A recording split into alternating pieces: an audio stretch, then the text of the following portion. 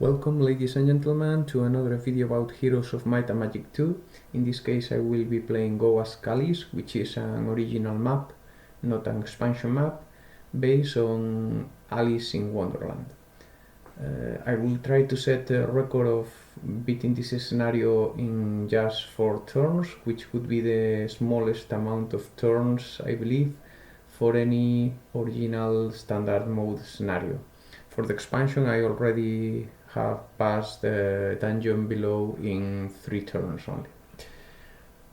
The structure of this map is like a chessboard. The heroes act as the pieces of chess, and the map is divided in little squares, like the squares of the chessboard. We have a main hero which is called the Red King, and another main hero called the Red Queen. Both have huge armies with several dragons and elementals like fire and earth elementals, and Minotaur kings and such. And then we have several heroes called pawns and bishops and such, which have smaller armies like 100 centaurs or 100 gargoyles or similar. The opponent is the White King and the White Queen and the White pieces in general. The King has finishes and also battle dwarves and air and water elementals, if I am not mistaken. Our main hero, the king, starts in the central part of the bottom of the screen, while the enemy hero is located in the central part of the upper side. Our objective is just killing the White King while not losing our Red King. The towns in this scenario don't matter very much. So our objective is taking the king as soon as possible, and for that what we will do is just moving all the big armies to one of the pawns, which is located in the upper west side of our army. The reason is that this hero is a barbarian, and barbarians start with pathfinding ability, meaning that they can move about 50 to 70% faster in moody or swampy terrains like the ones we will find in this map. The king and the queen are also quite powerful because their stats are increased by meaning of artifacts. For example, I think the queen has a crown and the king has a spear, so if we can move these artifacts to our main hero, the barbarian pawn, he will become extra powerful and will beat the White King without much effort. So the first task in this very first turn is preparing the heroes to carry the forces from the king and the queen to this barbarian. For that we will have to kill small stacks of creatures, like you can see now we are doing with the iron golems, and then we will have to put the heroes in quite good spots to move all the troops in one turn, or just finish this task at the beginning of the second turn. It's very important for us that our main barbarian just get the abilities of logistics and expert pathfinding in the first turn by getting them in the chests that are left and right to him. And the other barbarians and the king and the queen may or may not get these abilities, but it's not so important for our task. In this case I'm showing a battle against centaurs in an area in which there's a small forest, and actually we can take advantage that there's a small path hidden in this forest, but it's difficult to see. So after we kill these centaurs, we'll see the path that goes from the goblins to the orcs. And now we'll clear both sides, first the side of the goblins and then the side of the orcs. There's no much more to tell about this early stage of the game, just avoid being killed by any large stack of creatures. And that will happen in one of our moves, but fortunately for us the hero is not so important. It's this barbarian which is in the middle of two or other heroes, so if we lose this barbarian there's no much problem. As you can see, the wolves are quite better than our 30 centaurs. The wolves not only are stronger but also faster, so they can get rid of our troops in a couple of turns. But as we said, this hero is practically irrelevant to our cause. We'll see soon in the map that just the queen can move through the path in the forest we talked before and just pass troops to the barbarian that is to the west. So the next stage is just moving this hero, which is the main hero, to the west, so we can clean this area of goblins. But as we just said, we shouldn't mess up with the wolves because this is the main hero and this would mean our undoing completely. So after we get rid of the goblins, we just go back to the east where we can make a meetup of our three heroes.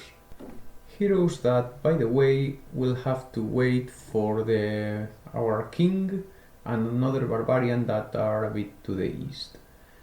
After that, the rest of the plan will be cleaning the west side, because there is a stone leaf which, as you may know, acts as a teleporter.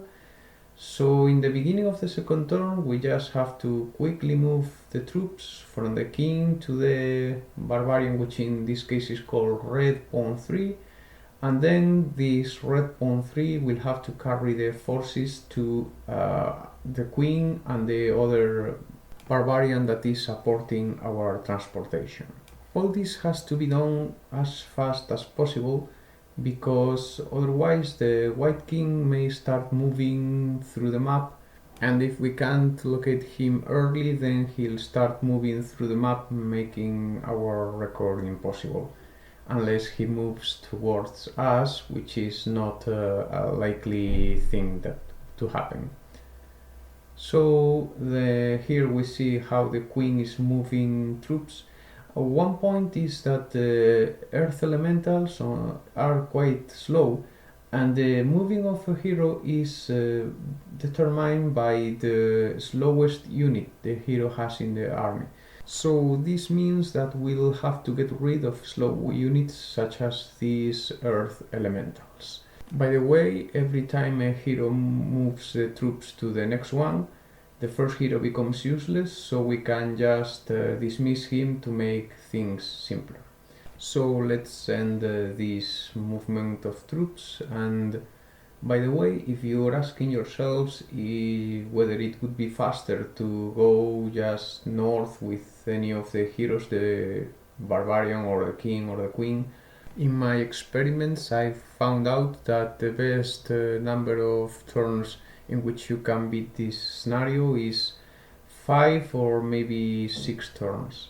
And all these, of course, depending on the movements of the white king, because he will start moving and he won't be found in the starting point anymore.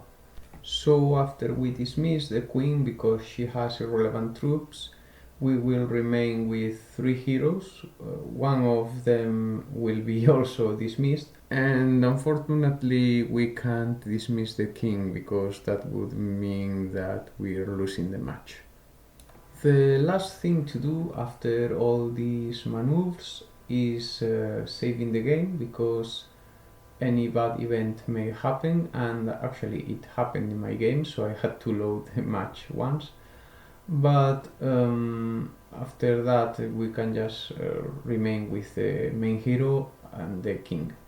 So let's first get rid of the troops that are on our way to the stone leads. It is important to take every match because we want to level up this hero as much as we can, so he may learn advanced logistics or expert logistics, and that would mean we could move across the map much faster. So first we get rid of the archers, and then we will get rid of the wolves, and this time, as we have 12 dragons, the wolves are no match for us. So it's time to talk a little bit about the structure of this scenario. There's the stone leaf we are going to take is located to the west of our position, and it will teleport to the northeast of the map. At the same time, there is another teleporter to the east of our position, which carries us to the northwest of the map.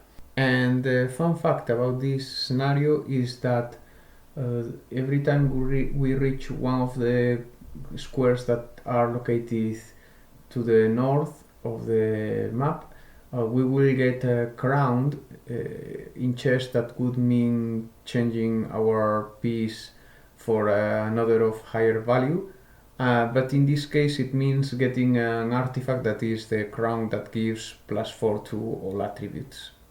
Unfortunately, we won't be seeing this in this video.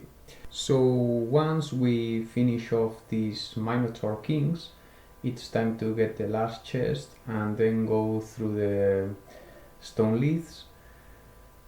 The chest won't give us any level up, but once we reach the northeast, we have to fight some archmagi. We don't want to lose troops anymore, and the only choice now is going through the north or through the south. In this case we go south, and here we make a small mistake by going to the south of this hero when we should be going to the north, but fortunately this won't make any difference in our record. And finally we get rid of the peasants, which are no match for us, and surrender immediately. Unfortunately, as we said, we remain with enough movement points to reach the White King, which is there. The fight against the White King is a piece of cake, and we could even beat him by using auto combat. The only small thing we have to take care is that the finishes will land in between our two dragons, and the red dragons will be killing black dragons and vice versa. But we have plenty of troops, and just the elementals and the dwarves are no match for the dragons, and also the fire elementals and the Minotaur Kings and even the gargoyles. Once we finish off the king, the battle will be over for the white side, and here we are finishing off the dwarves with the gargoyles, and game over. As we said, we have beaten this map in 4 turns. We get some kind of ultimate crown that disappears, quest complete, and we get 313 points and a rating of Black Dragon. So that's all, folks. So please like if you enjoyed the video, and see you in the next one, which I hope is another record for Heroes of Might and Magic 2.